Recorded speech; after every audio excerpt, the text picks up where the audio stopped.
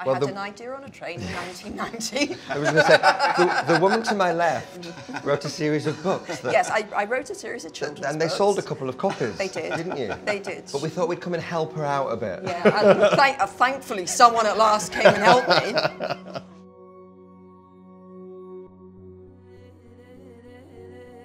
When Sonia and Colin approached me, I thought long and hard about it because, you know, it's the most successful literary franchise of all time with good reason. And, you know, the fans cleave to these characters in this world almost with their soul, because which 11-year-old doesn't believe that they're leading the wrong life and wants an owl to arrive with a letter saying you're actually a witch or a wizard? The prospect was daunting. Enormous. The prospect was enormous for me too. The stakes were really high, and I had always been quite resistant, if I'm honest, to the idea of putting it on stage, and I've said no to so much. So it had to be a very special and unusual idea to make me think, actually that could be good. But if there's one thing I've learned in life, it is all about the people you work with. Sonia Friedman and Colin Callender came to me with a proposal that I really liked.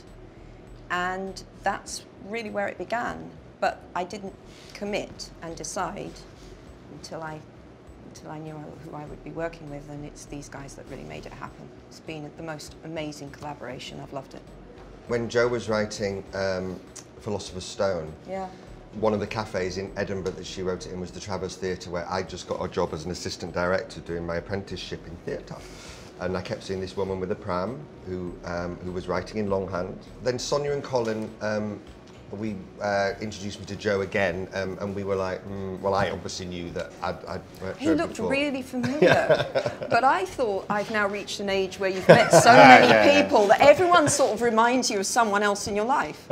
So I was looking at John thinking, you look really familiar, but I obviously have met, you know, another 3 men who look like, and then when he said, I immediately, oh my God, the Travers Theatre. That felt quite predestined. And then that was amazing. the other people at the table had to just listen to us, basically. Yeah, then we just talked solidly for an hour at each other. Which has been the last 3 years. Yeah, exactly right, yeah. Jack, I already had in mind to ask if he was interested. We met at Marble Arch Station, walking up to the Park Lane Hotel, and John said, so I've been offered this thing, and I thought, you know, he was telling me that as a friend, and I was going, that's amazing, that'll be brilliant, and that's wonderful, and that's really exciting for you. And then he said, do you fancy it? And I literally fell off the pavement. And John talks about hesitating, considering all the important questions that you need to consider and all those kind of things. I didn't hesitate 1 second, just walked in there stupidly like a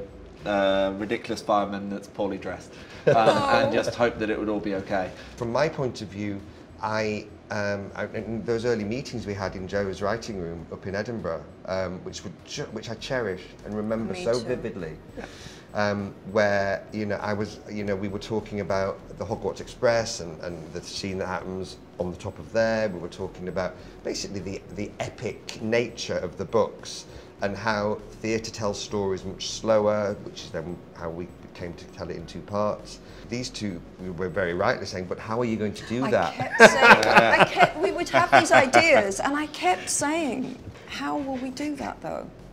And Jack kept saying, he can do it. I had no idea how to do it. He can do it. Like you with writing, like you with novels and screenplays, you know, anything is possible. And I believe that of theatre, anything is possible when you harness the audience imagination in the right way. For sure.